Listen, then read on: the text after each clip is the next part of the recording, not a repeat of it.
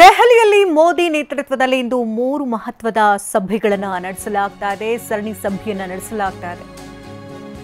ಇಂದು ಭದ್ರತಾ ಸಂಪುಟ ಸಭೆಯನ್ನು ಪ್ರಧಾನಿ ನರೇಂದ್ರ ಮೋದಿ ನಡೆಸಲಿದ್ದಾರೆ.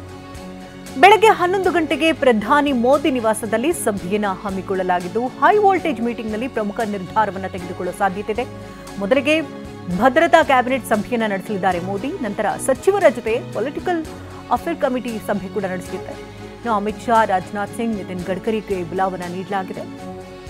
ಹಾಗೆ ಆರ್ಬಿಐ ಗವರ್ನರ್ ಜೊತೆ ಎಕನಾಮಿಕ್ ಅಫೇರ್ ಕಮಿಟಿ ಸಭೆಯನ್ನು ನಡೆಸಲಾಗುತ್ತೆ. ಈ ಸಭೆಯಲ್ಲಿ ನಿರ್ಮಲಾ ಸೀತಾರಾಮನ್ ಕೂಡ ಭಾಗಿಯಾಗ್ತಿದ್ದಾರೆ.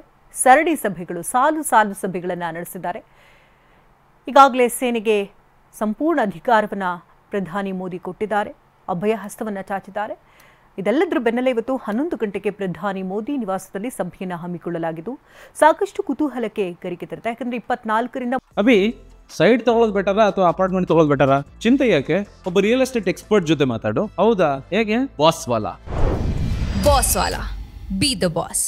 36 ಗಂಟೆಗಳಲ್ಲಿ ಯುದ್ಧಗಳಾಗಬಹುದು ಅನ್ನುವಂಥ ಮಾತುಗಳು ಕೇಳಿ ಬರ್ತಾ ಇರೋದ್ರಿಂದಾಗಿ ಯಾವ ರೀತಿ ಕಟ್ಟುನಿಟ್ಟಿನ ಕ್ರಮಗಳನ್ನ ತೆಗೆದುಕೊಳ್ಳಬೇಕು, ಏನು ಎತ್ತ, ಎಲ್ಲದರ ಬಗ್ಗೆ ಇವತ್ತು ಪ್ರಧಾನಿ ಮೋದಿ ಸರಣಿ ಸಭೆಯನ್ನು ನಡೆಸ್ತಾ ಇದ್ದಾರೆ. High voltage meeting.